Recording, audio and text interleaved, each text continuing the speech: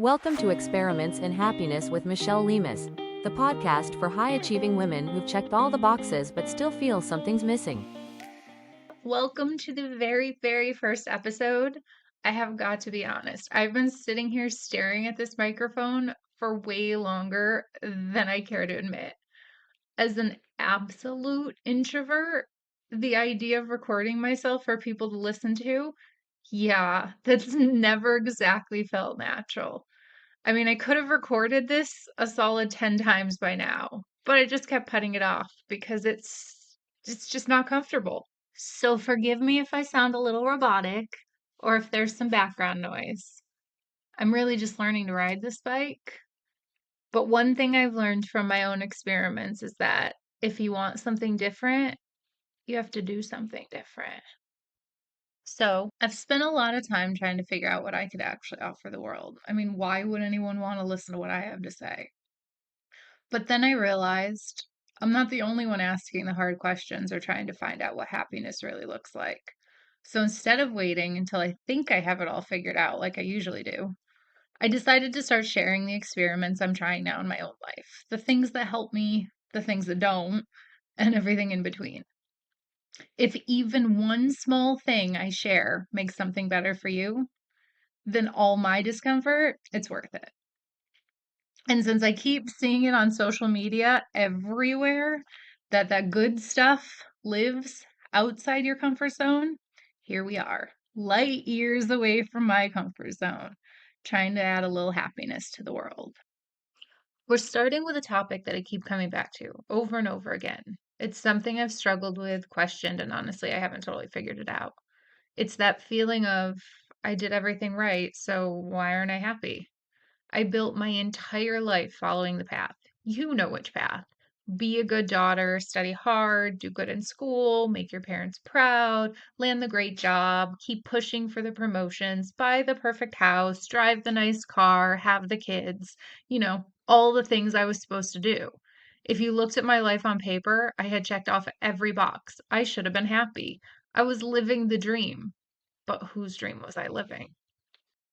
I wanted to start here because this is where it all started for me. The question, there must be something more, has followed me through my life for so long. And no, I don't have it all figured out. But instead of pretending I do, I thought, what if we just explore it together? That's what this podcast is about. Real conversations, little experiments, and getting curious about what actually feels good, not just what looks good on paper. We've gone this far, so let's just dive in a little further. So I did everything right. I worked hard, I got the job, the house, the responsibilities, I climbed ladders, I hit milestones. I was killing it, and people were telling me I was killing it. And for a while, I believed it too. I was proud of what I'd built. I'd get the promotion and call my family, like, guess what? I did it. I'd smile, I'd answer the how's it going question with it's going great, how are you? I'd post the wins on social media, I'd get all the likes, I'd show up to work like everything was fine, I'd make the to-do list, crush the deadlines, check all the boxes, I'd laugh at the right moments, say I was just tired and push through because that's what I thought I was supposed to do. But underneath all of that, I was worn out, disconnected, and not nearly as okay as I looked. And that's hard to say out loud, right? When you've built the life you're supposed to want.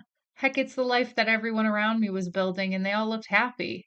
And I never once questioned that maybe on the inside, they felt just like I did. Because then what? If you don't feel good in the life you work so hard for, it feels just like a failure. I mean, I had success. My family had all the appropriate societal bragging rights. I had everything that 9-year-old little me could have ever wanted. It had to be a failure or complete insanity to set that all aside to look for something as silly as happiness. I mean, come on, right? But it's not. That's what I want to tell you today. It's not failure and it's not insanity. It's a signal. It means there's a disconnect between the life you built and who you are now. And that's okay. And it turns out it's actually kind of common. So if you've been waking up thinking, why am I still not happy? You're not crazy. You're not ungrateful. You're just human and you're ready for a change. What it really comes down to is what we were taught. My 9-year-old self thought that success meant get good grades, get the job, make the money, be responsible, achieve, achieve, achieve. And you and I, we did really well. We're not lazy. We're not confused. We're actually really good at performing, at pushing through, hitting the deadlines, and saving the day. But that kind of success only gives us happiness if it's completely aligned with who we really are. And for me, and I suspect for you, it's just not anymore. We spent so much time shaping ourselves to fit other people's expectations, employers, families, society, even who we were in the past, that we lost touch with our actual selves. We lost touch with our happiness, and no title or paycheck or approval can replace that. Because here's the thing, happiness isn't about how things look, it's about how they feel. You can be super successful and quietly miserable. You can be surrounded by people and still feel completely lonely. You can check all the boxes and still feel like something's missing. And that doesn't mean you're broken, it means you're overdue for a change. All right, I've gone off on a few tangents. So let me circle back to the story I've been tiptoeing around this whole time. So I was going through the motions, living the dream, climbing that ladder. And when COVID hit, I doubled down hard. After all, I was programmed to save the day no matter the cost to me. At the time, I worked in healthcare, so I'm going to be a little vague with the details for the sake of privacy. But just like everyone else who worked in healthcare at the time, it all boiled down to one thing. We needed to stay in operation. We needed the ability to provide care. So we divided our team in half and quarantined ourselves from each other. This way, if one group got sick, the other could cover and we could keep going. No big deal, right? COVID was only expected to last a few weeks. Well, you know how long COVID lasted. I don't think we need to relive that. But what I didn't mention was that I wasn't just in healthcare, but at this point, I had climbed my way up the ladder to a manager level role. So, on top of ensuring that patient care happened, I was responsible for all of my administrative duties. Yay for pushing for those promotions. As COVID went on, I was working 3 12-hour days on site, helping to keep our patients taken care of. And then I was working another 3 12-hour days, trying to keep up with my administrative duties while monitoring the other half of my team remotely. The company that I worked for was fantastic and brought us in lunch every day to help us get through it. I think secretly they were also trying to keep us from going places so we wouldn't get exposed. But either way, the gesture was appreciated. This, however, meant that I had unlimited access to junk food. And I may not have mentioned this, but I'm a stress eater. And a tired, overworked stress eater with unlimited access to what felt like unlimited junk food working in healthcare during a pandemic is not a good combination. So the days kind of blurred together, the pounds piled on. I was showing up for every single person, it felt like in the world, but myself. At the time, I was too in it to realize. But as COVID started to become the new normal and life settled into that new normal, I started to wonder, where did I go?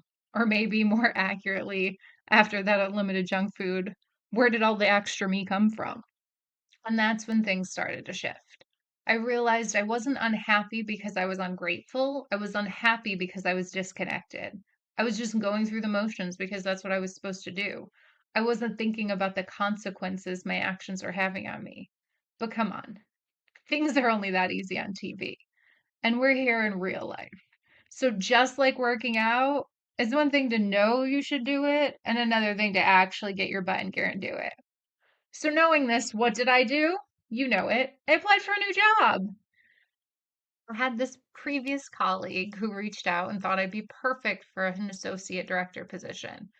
And hey, when you're on the path, you don't pass on a promotion. It's just the next step you're supposed to take. And so I applied, I got the job, and I rocked it, and I got promoted again. and I was killing it, and now I'm at a director level, and you can't stop me. And then the company had layoffs. And honestly, it was the best thing that had ever happened to me because I was stuck. I wasn't getting off that wheel until someone kicked me off. I was climbing that ladder until someone burned it down. I couldn't help myself. I spent so long thinking it was the right thing to do. And even though it didn't feel good anymore, I didn't know what else to do. I was on the path I was told to be on. Keep achieving, and eventually you'll hit the level that makes you happy. But it turns out that the way back wasn't doing more or climbing higher. It wasn't even another achievement. It was coming back to me and figuring out what things actually make me happy. Not the things that I think will make me happy, because sometimes my brain gets a little confused and still gives me the answer that it's supposed to instead of the real answer. That's what this whole thing is about. Not just talking about happiness as a concept, but experimenting with what actually works. After all, I have always really, really loved science. There's always a mystery to solve, and for me, there's nothing better than solving that puzzle. So let's start solving the mystery of what helps us feel alive again. What makes us feel like laughing while dancing around our kitchens to 90s music. So, my new friend, today I invite you into your first experiment. Don't worry if you aren't a science geek like me. It's simple, but don't underestimate it. For the next 3 days, you're going to do a joy audit and start tracking what actually makes you happy. Not what looks good on paper, not what your partner or boss or your parents think should fulfill you, but what actually feels good. You just know this is the thing I want to spend more time doing in my life. Something that makes you feel alive, puts you in a state of flow where you're so into it that you just lose track of time. This week, you're going to ask yourself, when do I feel the most like me? What moments give me energy instead of taking it away? What feels light, fun, or freeing? It might be small. A song comes on and makes you smile, or you start dancing and belting it out in your car. Write that down.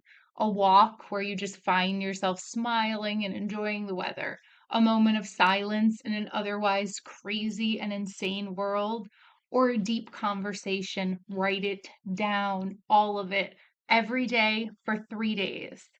And at the end of the 3 days, look back and notice the patterns. I hypothesize that your happiness is already trying to talk to you, already trying to sneak into your life in ways, and you just haven't been listening. That was the case for me. You don't need to blow up your life to find happiness, but you do need to start telling yourself the truth about what isn't working and what you really want, not just what everyone tells you that you should want. And this is where it starts, with your first experiment in happiness. And if anything in this episode hit home for you, I'd love for you to share it with someone who might need to hear it too. And if you try the joy experiment, I would really, really love to hear what you discover. I'm always on LinkedIn, so message me, tag me, whatever feels good. The scientist in me always wants to know the results of a good experiment.